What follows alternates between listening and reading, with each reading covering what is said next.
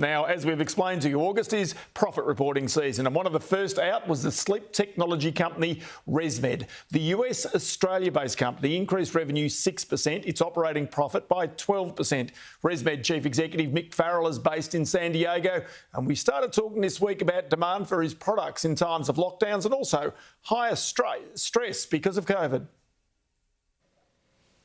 Yeah, it's interesting, Ross. I mean, we operate in 140 countries worldwide, and obviously, as you said, I'm based here in Southern California, and we operate in Australia, in Singapore, 140 other countries.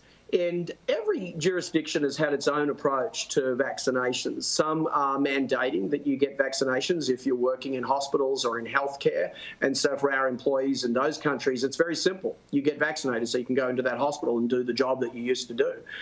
Sometimes traveling into a country from the United States or others, they're requiring proof of vaccination. And in those countries, you need to get vaccinated to enter the country. And so that's binary as well. It's interesting that we've been able to operate this is before vaccinations were available. We were operating our plant in Sydney, Australia, in Singapore, and in Suzhou near Shanghai, China, all throughout this with good COVID testing, temperature testing, masks and cleaning and shift work. And so we've shown that we can work pre, post and after vaccinations.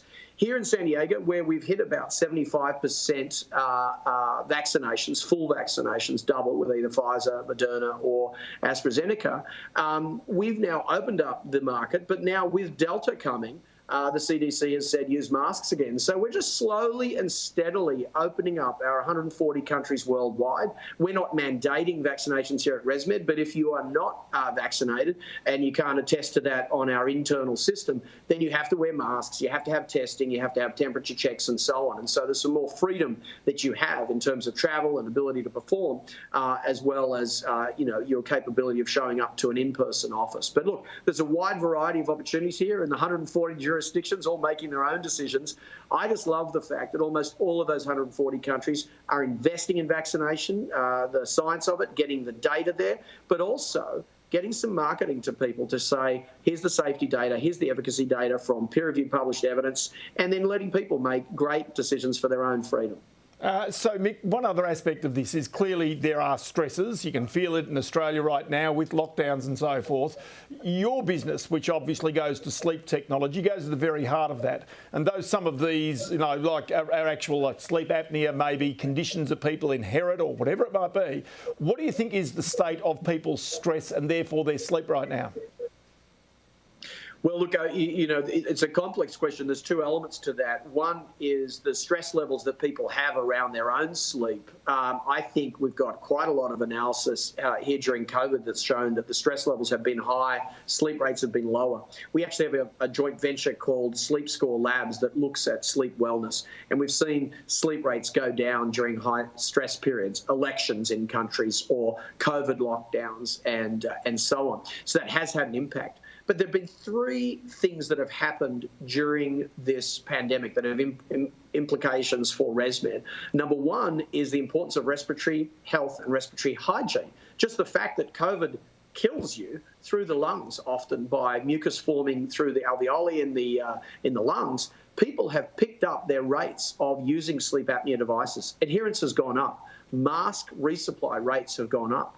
Our cloud-connected inhalers for COPD medicine usage has gone up. The second thing that's happened is people have adopted digital health more. Remote patient diagnosis, remote patient interaction, remote population health management. Those have all picked up. And the third and final thing they've done is improved the focus on healthcare delivered outside the hospital. Care delivered in the hospital is often sick care. When you get really sick, you need that surgery, you need that acute visit in an ER, an ICU or a CCU, an emergency room. Healthcare should be delivered in a lower cost, lower acuity setting, preferably in the home, but maybe a skilled nursing facility and home health and hospice and private care home duty. And that's where ResMed's been investing a lot. So COVID has shifted a lot to where ResMed was already going, improving respiratory health awareness, driving digital health, and delivering healthcare outside the hospital and preferably in the home. Good to have a chat to you here on the program today. Many thanks for your time. Chief Executive of ResMed, Mick Farrell. Thanks, Ross. Great to be on your program.